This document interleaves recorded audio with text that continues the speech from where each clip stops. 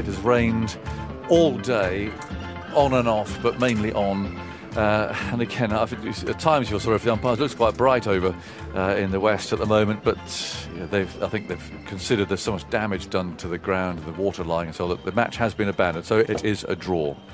Given this game has been drawn, Michael, I mean, we talk about Joe Root and how well he played. Of course he did, but his contribution compared to the other end, that remains a problem, doesn't it? No, it's an issue. I mean, the batting's just not been good enough. I'll be honest with you, I think England will be delighted to get out of this Test match with a draw. I'm sure they'll come out and talk positively about the fact they could have won the game. I'd India as clear favourites to go on and get those runs. On this wicket now, I think they'd have got them. So England have kind of dodged a bullet this week because of the standard that they've played as a team. As an individual, Joe Root has been magnificent. Ollie Robinson with the ball in hand, again in his second Test match, has been tremendous. He just looks a Test match bowler. So England certainly found one in Ollie Robinson. But the batting is a clear problem. And it's now time to the management over the next day or so to try and work out what is the right decision for the team going forward. I think they need change. I think Ollie Pope will come back in. I think he'll come back in at the expense of Dan Lawrence. I like Bairstow at 5 with no Ben Stokes. I think you need that bit of experience at 5. So I think it'll be Dan Lawrence to miss out in the middle. At the top of the order, it's just been an issue now for too long where the top 3 have just not fired. Decisions to be made. I think Crawley, his stock was very high last summer. Since then, he's averaged 10 in Test match cricket. And I think a little bit of time away from this environment. The problem with this schedule is that Zach hasn't got a 4-day game to go and play in. He's got 100, so he'll go back and play for the London Spirit, and then he'll play for Kent. But I think the best thing for him as a young player is to get out of this firing line and just go and play cricket, enjoy playing cricket, get a load of runs for Kent, and I'm sure he'll be on that plane to Australia. Dom Sibley, I'm sure the England management will give him another try at Lords. I personally now have seen enough in Dom Sibley to suggest that I don't see an improvement. I don't see a ceiling that can get any higher. I think we've seen what Dom Sibley can do. I personally would have Hamid at the top of the order with Rory Burns, and I bring in David Malan to bat number 3. Again, a little bit of experience, a bit of substance. He averages 42 last time in Australia. I'm not too sure whether he is on the radar of the England Test management, but it's just my opinion. I think it just looks a more experienced, solid top 7 if you go with Burns, Hamid, Malan, Root, Bairstow, Pope and Joss Buttler at number 7. But yet Pope hasn't played any cricket. Well, that's the he's issue. He's had an injured thigh and he's coming back, but he hasn't held a bat. No, that's the problem with the schedule. I mean, Joss Butler's not played any cricket either, and you're expecting him to find form. I think Buttler looked better in the second innings. I think as the series goes on, I think Buttler will get better and better. We've seen that with him in Test cricket before. The more he plays, the better he gets. He just gets into the rhythm and the sync of batting in Test match cricket. Bairstow looked excellent in both innings. So you'd hope that Johnny Bairstow at number 5 can be consistent for the side. It's just that top order. And I'm sure there'll be lots of people out there saying, oh, you're so harsh getting rid of Dom Sibley. He did a job for England yesterday. And I'll say, did he? Without an incredible innings by Joe Root. We've got to be honest, yesterday the pitch was flat and England only just managed to scrape over 300 because of the exceptional play of the captain. And if you look at 2021, the 2 games in Sri Lanka, all down to Joe Root. That Test victory in India, all down to Joe Root. They can't become a side that they can only compete or get away with the draw this week because of the captain. That's just not a possible solution to winning big series. You need more of a substance to all your batting lineup. And I've just seen enough of Dom Sibley now to suggest, has he got any better? To score 28 of 135 balls yesterday on a flat wicket with no real counterpunch. That's my concern, is that when he gets in, I'm not saying he's going to play like Kevin Peterson or he's going to be flamboyant. That's not his style, but you have to have a counterpunch. You have to have something that the bowler's running up to bowl thinking, oh, he could hit me and hurt me in those areas. I just don't see how he's going to hurt bowlers. Or just a busy attitude to generate singles. That's part of the problem, isn't it? I mean, he's very restricted in where he plays, so he blocked those off. He hardly hits anything through the offside at all, so you just have a nice set leg side and just bowl at him. And that's the issue, Agus, because his single options are only on the leg side, so you're reliant on the ball being on around middle and off stump, and if the bowlers say, OK, we'll just challenge you outside the off stump, 4th and 5th stump, bring you forward, He doesn't have too many answers hitting through I mean, the he's offside. patient. He's got that's a skill. That mentality of getting out there and batting a long time. Yeah, you just want him to go up in a gear. I'm not saying go up to the gears of 5th and 6th, but can he get to gears 2 and 3 in Test match cricket? Look, he'll get another chance. I don't think England will remove him. I think he plays at Lords because I know this management, and they're very consistent, they're very loyal. They very rarely like to manoeuvre players out of the side, so I'm sure he'll play. But look, he needs a big score. You don't earn your crust at the top of the international game by getting 18s and 20s. You have to get big scores and you have to get the hundreds. Bearing in mind this attack is excellent, the seam attack. Australia, another notch up. That's the challenge that the opening batsmen face that England take with them. Yeah, and it's a good challenge, and also it's a good whereabouts of where the players are at when you think about what they're facing in this series and what's going to come in the winter. You know, those players that play well in this series, you know, you would say that they'll be in the right state of mind and confidence to go and be successful in Australia. And those that struggle in this series, you know, you don't want to be playing catch up. You know, in Test cricket, you want to be ahead of. I always think when you're going into a big series, you always want to be playing with a little bit stored in the bank. You want a bit of credit in the bank. You don't want to be really chasing those huge scores that you had to get when you go up against the real quality. So Lords will be a big week once again for the batting unit. I think they will make a change. I think they'll make two, actually. I think they'll think Pope will come in for Lawrence, and I think Hamid will come in for Zach Crawley. I think Dom Sibley will definitely get one more go, but you know, I personally would make that change as well. What about the bowling then? Because it's going to spin at Lords. As you know, they haven't really had the opportunity to pick a spinner. It's really easy, difficult to do that without Ben Stokes in the side. But how do they get a spinner into this side? Presumably, I mean, the first option would be Leach, without restricting their seamers to 3 and also weakening the batting. I mean, I'm assuming probably Sam Curran would be the one that would miss out. Yeah, you would feel that, you know, for England to get a spinner in, they'll have to go in with just 4 bowlers.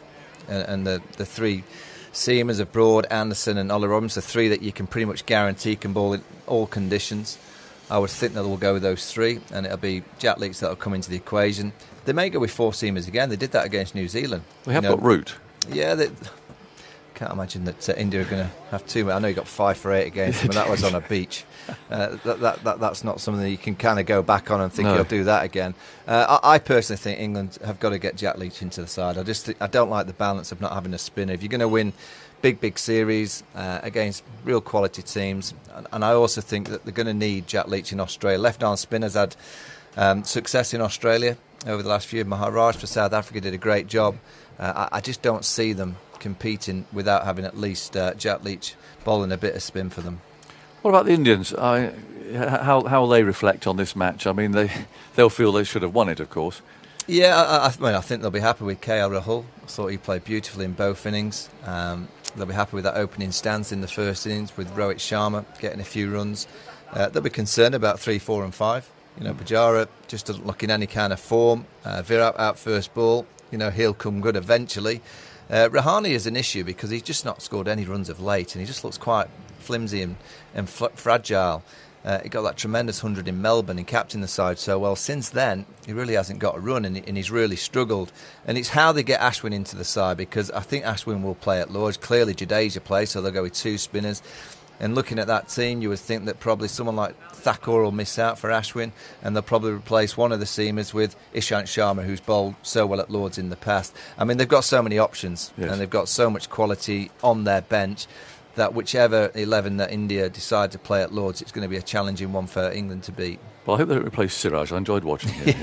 He's a bit like Murph Hughes, isn't he, Siraj? He gets into the batters' faces. He does. He's got a lot to say. Very hostile. Whips himself up and gets himself going. Michael Vaughan, thank you very much indeed. We'll catch you, of course, at Lords.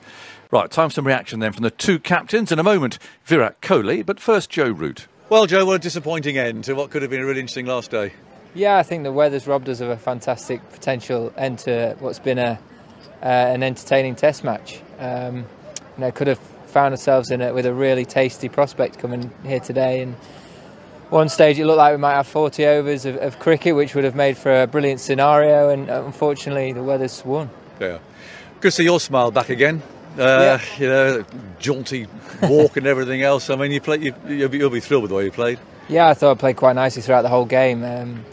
felt I found good rhythm in the first innings and managed to take that forward into the rest of the Test match. So hopefully that can carry forward throughout the series now and make some big runs. Yeah, I mean, do you feel it's a bit of a weight off you? There's an awful lot going on around, so many different issues going on. But I mean, at least with you in form and cheerful, that's a bit of pressure off, isn't it? Yeah, in terms of everything else, I mean, you can only deal with what's right in front of you right now, and I try and find a positive way of looking at the scenario we find ourselves. And it is challenging. There's so many different things to contend with, but that's part and parcel of being England captain sometimes. And for this group as well, being in COVID times, it is very difficult. It's very unique. We've never had any sort of experience to anything close to it before. So it is a challenge, constant challenge, but it's one we've got to face up to and we've got to relish. And still got a great opportunity to go and win this series, which is always very exciting. Battling against the music here. Someone's celebrating somewhere. There's such a diet of one-day cricket at the moment, Joe. There was a passage yesterday in the afternoon. There was you and Sam Curran. There's Siraj, a lot going on, Johnny Bairstow, and that was proper Test cricket, wasn't it? Yeah, and it was really enjoyable to play in as well. I think played a lot of white ball cricket of late, but you get in those scenarios, those situations, there's no better feeling than succeeding in Test cricket or having a really good day. And it really did ebb and flow throughout the whole day yesterday. It felt like a really exciting Test match to watch. It certainly was one to play in. So for me, you can't beat it. You really can't. It's the swings that you go throughout 5 days, the emotional side of it, as well as the trying to manage the different aspects of conditions, the pitch, situations of games. It's what makes it so special, and for me, the greatest format. Looking ahead, can you see any scenario in which you might bring players in from outside the current group for the Lord's Test match? I think that's something we'll have to discuss tonight and tomorrow and be really clear on. But, I think more than anything, we've just got to make sure we look at this game, see areas which we can improve and get better, and try and put that right as quickly as we can. Yeah, I mean, clearly there are still discussions amongst that end of the ground, not yours perhaps, but certainly that about the top three. I mean, can you see any changes being made there?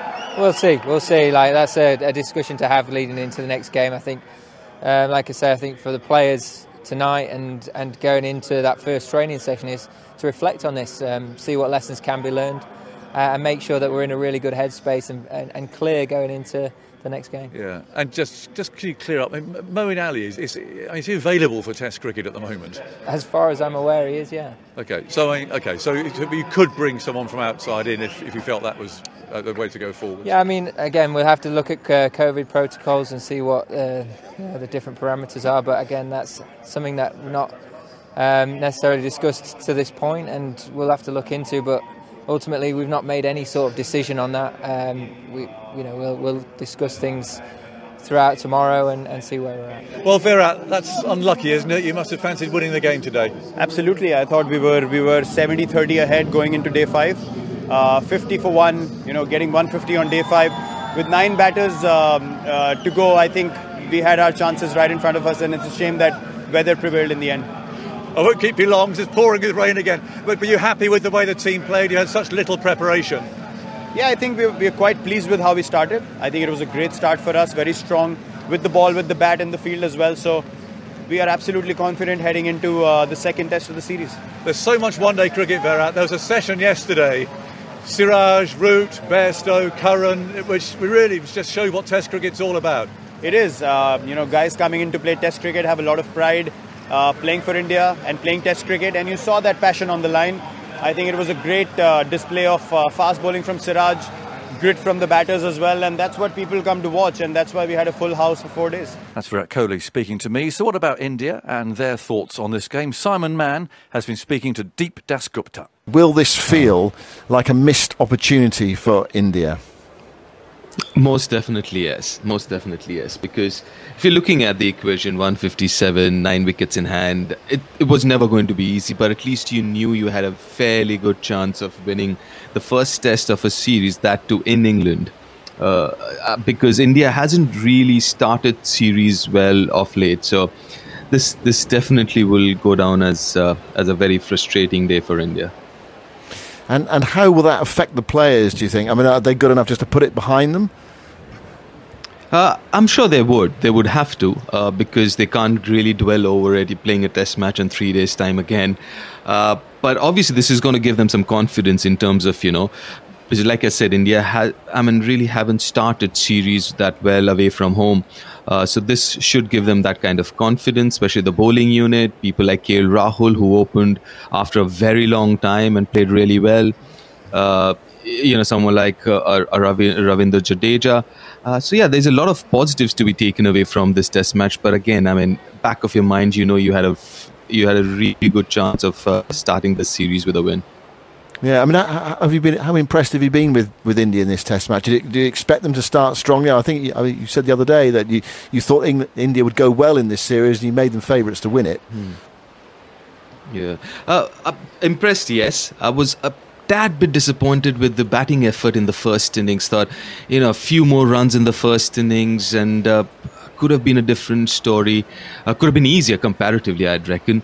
But overall, yes, very impressed with the overall performance, especially on day one, the way the Indian bowlers bowled. They were phenomenal. KL Rahul. So like I said, there are quite a few positives to be taken out of this first game. Now, what about Lords? It was a quick turnaround, just a 3-day gap between this test match and the next one. What do India do in terms of their team lineup? They have got a battery of pace bowlers here. Do they rotate, or do they say, right, well, actually, for them, there's a 4-day gap, isn't there, because they haven't bowled on the final day. What do they do? Are they happy enough with the team, or do they look at changes and a bit of rotation? I'd be very surprised if they make any changes for the second test match. As far as fast bowling is also concerned, they've bowled total of 170 overs, maybe even less than that in the last 4 days. 65 overs in the first innings, 85 in the second. Yeah, that's the workload over the test match. Yeah.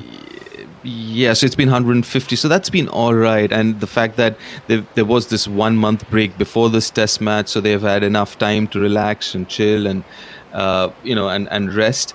So I don't think there would be any changes. There shouldn't be any changes for the second test match. Maybe after the second, they might think again. After the second, there is a fairly long gap again, more than a week.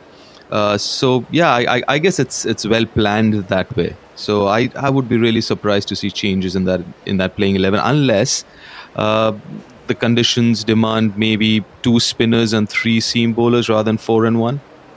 Yeah, well, we are hearing rumours, but they are rumours just at the moment, that actually it's just possible, the sun might shine during the Lord's Test match, and we might be in for a week of good weather. So does that mean that Ravichandran Ashwin comes into the picture, or is it just been, this is speculation, of course, a bit too wet even in London in the lead up to the Test match for them to produce a dryish pitch? Because a lot of people have been asking this question and talking about how there's a competition between Jadeja and Ravichandran Ashwin. But personally, I think it's not between Jadeja and Ashwin. It's more between Shardul and Ashwin. That's more of a tactical decision that the Indian management needs to make, whether you want to go with two spinners or one. Because I think Jadeja batting at number 6 is more, as far as competition is concerned, I think it's more to do between him and Hanuma Vihari. Who do you want to play at number 6? But I think end of the day, it's going to be whether you want to play 4 seamers or 3. That's Deep Dasgupta with Simon Mann. Plenty of talking points over the last 5 days, of course, and I discussed some of these with our journalist panel. Stefan Schemmelt from the BBC Sport website, Nagraj Golapudi from Cricinfo, and Emma John from The Guardian. We spoke firstly about how good it's been to see Joe Root in such good spirits again. He did, and I always find it difficult, as partly as partly as somebody obviously watching from the outside, and I think a lot of us feel even further away from the team because of the bubbles and stuff. You don't get to be around these people and sort of, I suppose, pick up on pick up on the immediate kind of vibes that are coming off people, do you? These days, we're not really kind of hanging out in the same spaces as them, as journalists often do. And so it's been... you have to read a lot more cues from both what they're saying and also from how they look on camera. And I think one of the things we often take from how people look on camera, which is a little bit unfair, I think people do often look a little glummer. Can I say that on camera than they actually really are? Especially if your team is having a hard time. I mean, I'm going to sort of throw this back to the Atherton era when he was famously kind of Captain Grumpy, yep. And he always looked like he was having an absolute miserable time in every media conference. But then anybody who knew him at the time would have said to you, no, he's under the pressure of the captaincy, but he's still capable of having a laugh. He still enjoys his cricket. And again, something I really discovered about those 90s teams when I came to research and spend time interviewing them was that for all that, whenever they were going through tough times, they were still doing the job they loved. They still had a really great time because they were playing cricket for a living. Now, I know that these days, we've seen from Ben Stokes, we know this is a different situation. We know that the COVID bubble is really hard on people. We know that sports people are under extraordinary pressure, physical and mental. But I thought it was really, really interesting that Joe Root specifically said when he talked to the press last night, that he had said yesterday morning before they went out in his team talk, let's remember why we do this. Let's, cricket is fun, and batting, if we're batters, we do it because batting is fun. Yes. And because and even though it is hard and things get tough, let's go out and enjoy it and make an moment. And that, I think that is I really feel like that is his strength as a captain, that he can remind people of that. I feel like sometimes when I'm looking from afar in the field, you think, God, the weight, it looks like the weight of the world is on you. You're having to make very difficult decisions. And, a lot of people are not agreeing with your decisions in the field. But we definitely see when he is out there and he's batting the way he can bat and the way we all love to see him bat, we see him having fun. Even after, him and Sibley nearly effected a run out yesterday, there was still, at the end of he had a little talking to Sibley and he said, you're not communicating. He gave him a hand gesture with his gloves to say, talk to me, let's communicate out in the middle. And he looked a bit cross. But at the end of that over, they came together in the middle. They were laughing and joking, and I thought, yeah, that's what cricket is about. Yeah, it's Nagaraj, it's a sort of it's a barometer. It is. I mean, the captain's body language and how he is, and so on. It can really give you an insight into how the whole team is actually feeling. Yeah, Emma described it really well about the joy of being there in the middle, soaking up all those the emotions, etc. What I like about Root is he's always smiling. He's always challenging the opposition right through, and he has done that in India now in the last 6 months, and here at his home ground. Yesterday, one of the best moments for me was like when he challenged Kohli with that review. Right? Correct. Yeah. Do you remember that? When he was nearing the century against Shardul Thakur, he just hit an airy square drive straight to Pujara, which fell in front of Pujara, and Kohli, standing in the slips, mocked him with a review. He had burnt all his reviews, and Root exchanged a smile with his counterpart, with Kohli, and it's just the intensity of this series has already been set by these two guys. Kohli, even if he has not scored yet, he has spoken highly about playing in England and succeed in England and leading this Indian team to greater heights. I mean, they're not yet there. I don't think they're yet there. And Kohli he's spoken that my legacy, I don't care about it. I've already, I'm not sure if you heard that interview he did with Dinesh Karthik for Sky, and he said that my legacy is already done. I've kind of I've kind of helped these youngsters understand what the value of fitness is, what the value of being proactive and planning and all that kind of things is. But he knows that he needs to win. Yes. In overseas conditions. And surely his legacy will not necessarily be defined by what happens here, but my word, I mean, for the Indian captain to come here and to win in England, that's a huge stamp in the book, isn't it? Yeah, I mean, the previous guy who did was, we all know Rahul Dravid, Yes. right? 2007 when he won that. Kohli's a different kind of a captain. He has been preparing this team to win. He has spoken so much about the belief this side has, and that's what gives them the belief today that if play does happen, even if there's 40 overs left and you have 150 runs to get, you would still count India are in there.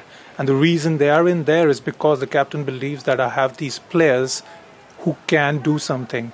But he's also asked them to respect the conditions. That's what I think, which is very important, that he's started to understand that he has to control his emotions. Yesterday, did you notice that when Siraj was going gung-ho about firing bouncers and words at Sam Curran, wasn't it? Yeah. And it was Kohli who said that, calm down. I mean, imagine Kohli saying calm down. He's the most emotional of the people or players around the world going on the field, and for him to understand the situation that, wait, we cannot let this match get away from our hands. Root is there still. We need to capture this. We need to kind of go over by over and session by session, and he did well. He's done. I've seen something different in Kohli's leadership this time. I don't know whether you agree or not, whether you have noticed it. You've seen Kohli now for 3 tours. Yeah. It strikes me as being a captain who's really focused, as we said, on winning this series. I think it means so much to him. Even the way he got out, kind of chasing a ball a bit. You know, he didn't have to play at that. He just he wants to get on with it, doesn't he? And so, I think it's going to be fascinating to see how he and Root come through these 5 tests, because for both of them, it's massively important. With Root, of course, kicking on then onto the Ashes. What happens here could have a large bearing on what comes up. Stefan, you've been observing Joe Root for a while, haven't you? What did you make of yesterday and where he is now and how he will feel? And I was put this to Mark Ramprakash earlier about, just say there is enough play and India win the game. Whether that will actually sort of knock Root back again, or the fact he's scoring runs and looking chirpy and jaunty and so on, whether that'll remain. My feeling on Joe Root at the moment is, where on earth would the England team be without him? Yes. If you can almost compartmentalise how excellent that innings was yesterday, but also take into account not just what Joe Root has had to put up with recently, but what he's had to put up with throughout his whole captaincy. Robbed of Ben Stokes on the last Ashes tour. The focus on England's white ball team. Yep. His premier fast bowler, Jimmy Anderson, bowled only 4 overs in what is likely to be Root's only home Ashes series as a captain. COVID, rest and rotation, Ollie Robinson's tweets, Stokes' indefinite break from the game, Jofra Archer's elbow. So much going on for a captain. And uncertainty about Australia in the background. Yeah. All of that. Yeah. And maybe, just maybe, before this game, it was starting to show. He did his press conference this week, 2 days before the game. Yep. That was a shift. He normally does it the day before, and we were told that he wanted to focus on his preparations. Well, if he keeps batting like that, he can do his media commitments whenever he wants to. It's absolutely extraordinary, the performance he was able to pull out of the bag yesterday. You saw how much it meant to him in his celebrations, signalling to his wife Carrie just underneath us, beating his chest towards the England fans who'd really been giving Kohli some stick in the run-up to reaching 3 figures, that amazing half-hour period when everything seemed to be happening. And you do wonder, firstly, how much longer Root has got in the job, because by the end of the Winter's Ashes series, he will have done more test matches as England captain than any other man. We know how much the job takes out of these individuals. Can he keep going? Because you're looking around at the moment and you're wondering who could take over. Not just because of that, but what England team will that person inherit? We keep wondering when Jimmy Anderson's going to retire. It could be in 10 years' time, the way that he's bowling. But realistically, Anderson and Broad are at the back end of their career. Maybe we found an heir in Ollie Robinson. Lord knows what's going to happen with the batting lineup. And so, for the sake of the England Test team, they need Joe Root to be the Joe Root that he has been in the past 4 days for as long as he possibly can be.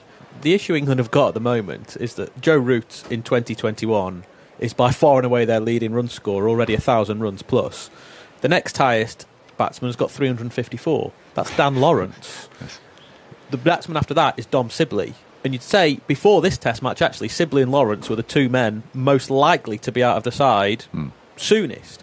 Now, you could say, well, it doesn't really matter that they're next on that list because it's actually a pretty poor collection, and the reason they've got those runs is that they've kept playing.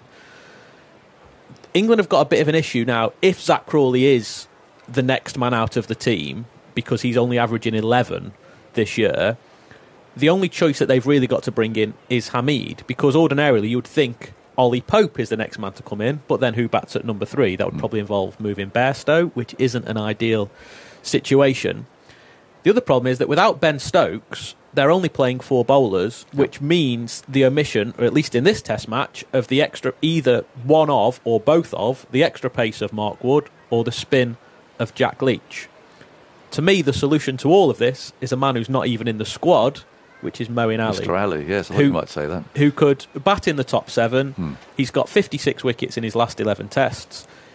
As the replacement, or the most like-for-like replacement of Ben Stokes, surely it's got to be Moeen. Then all of a sudden England's team looks a little bit more balanced, and you have got someone who can bowl, bat in the top 7 and form part of a 5-man attack, and it just gives you that little bit more of flexibility. Yeah, and talk about bringing people in when they're looking good and they've got confidence. Moeen, for Birmingham Phoenix, has been looking fantastic. Yes, I was interested when I interviewed Virat Kohli before the game. But he said, I was talking about, well, in fact, he brought the question of Ben Stokes up, actually. He raised this question of mental health, and he said it's a wake-up call. How is this being viewed in India, this whole question of the players and mental health and the way that the cricket is being played at the moment with bubbles and the pressures and the strains? And what's the viewpoint from there, do you think? I was interested in what he said. I can't say for sure what the person on the street feels about mental health and cricketers, because they would feel that they're actually privileged lot that they're getting to play, some might say. And also the condition, the ground situation in India is totally different to what it was because of the pandemic. But clearly what Kohli has raised over the years is the workload factor. And before he left in June for England, initially for the WTC final, he made an important point. He said that, look, workload is going to be a proctor, and more importantly, mental health. If you're asking us to play back-to-back matches, if you look at the workload of a team like India, you start with the World Test Championship final, then you move on to 5 Test back-to-back series against England, followed by the IPL, followed by the T20 World Cup, followed by a home series against New Zealand, followed by a overseas Test series against South Africa. Yes. Relentless, living in the bubble. Yeah. And they had their families here? Because I'm pretty sure at Southampton I did the final, and I'm pretty sure that there were kids up there at the top floor. They're very lucky that the governments got involved, and the top brass of the governments on both sides gave them the exemption to travel with the families, and some of them have even brought their nannies because they have young kids, like I think people like Kohli and Rohit and etc.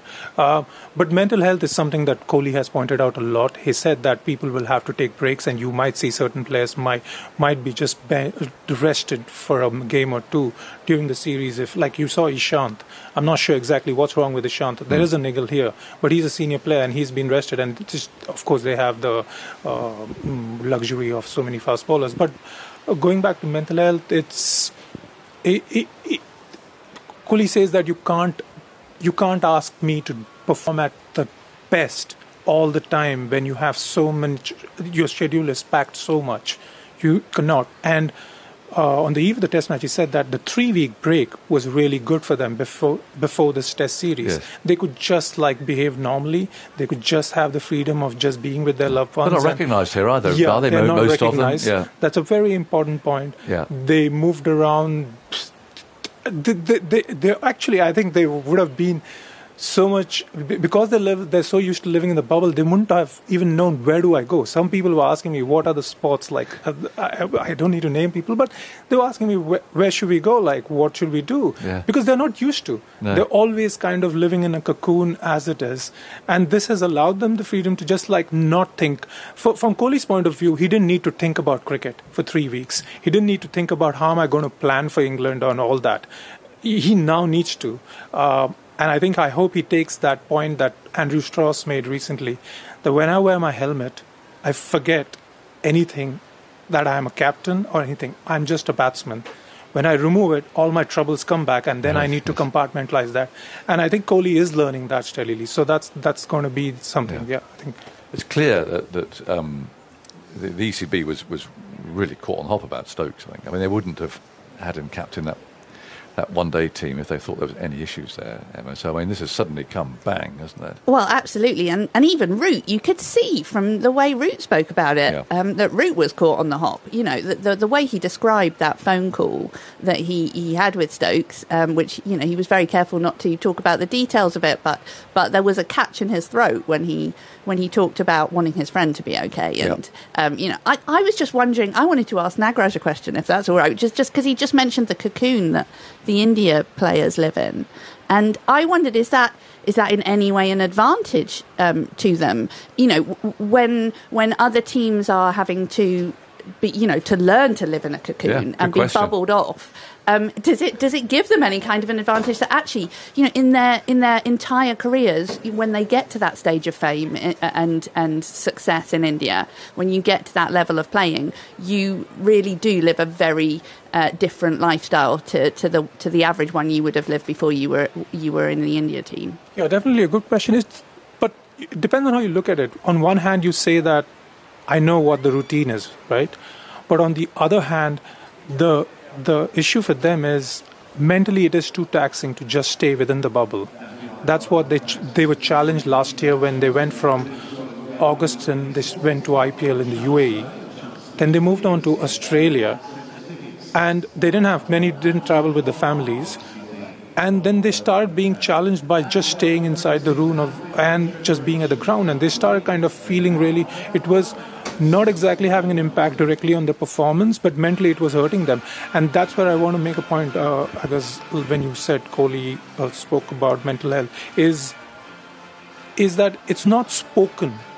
It's sort of in the Indian subcontinent, it's not spoken, the mental health aspect with an athlete, it's not spoken about. It's not, the people don't kind of relate to these athletes despite being highly paid and looked after and all that. They have problems, they have issues, they have psychological issues where they are not able to kind of go and talk to certain people. They have only their friends, but how much can you open to them? You are not going to open to your teammate just because if you have an insecurity. What happens? The coaches have their own challenges and they are moving around and all that. So that is one aspect in Indian cricket that is yet to be addressed completely, and that's where BCCI will, I guess, take more and more, suggestions or guidelines from the team management, especially after such a long tour, that they need to take care of to avoid a situation like what Stokes is right now. And you don't want to lose your best player in the marquee series or marquee tournaments. No. You want to keep them afresh. You need to. And that's something that Kohli started really a few years ago, that you need to really pay attention to players' workloads.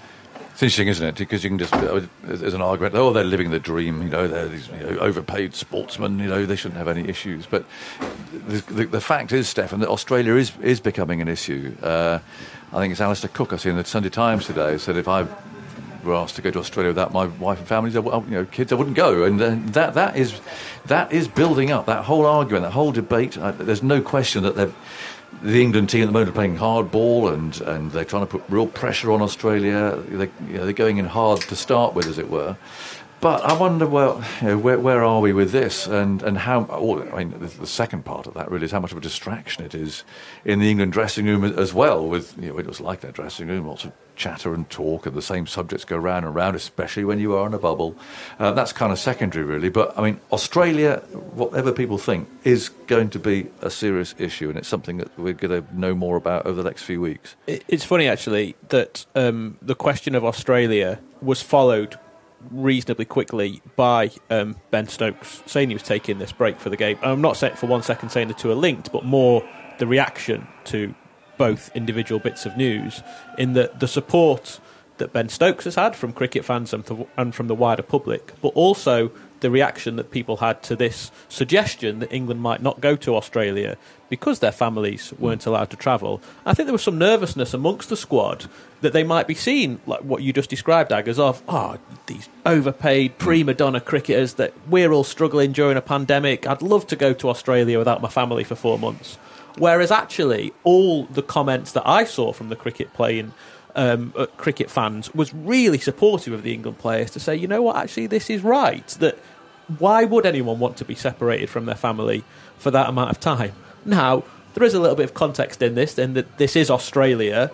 There might be, dirty Aussies, their underhanded tactics keeping our players from their family so they can win the Ashes. And I think there was a little bit of resentment towards Australian sport in general for the way that they had handled pulling out of the Rugby League World Cup. That's the point, absolutely, yes. Pulling out of the Rugby League World Cup only a couple of weeks ago. Now, realistically, do we think the Ashes won't take place? I don't think so. No. I think it's likely that they will. But my feeling is, if anyone had known that we would be in this situation 6 weeks before England were due to get on a plane for the T20 World Cup and then on to the Ashes, if they'd known this 12 months ago, 6 months ago, would the Ashes still be going ahead this winter? And I think there might have been a more serious conversation about a postponement, whereas now it just feels too late and that actually an arrangement will be found for England to get there with as strong a team as possible. That was Stefan Schemmelt from the BBC Sport website, Nagraj Golapudi from Cricinfo, and Emma John from The Guardian.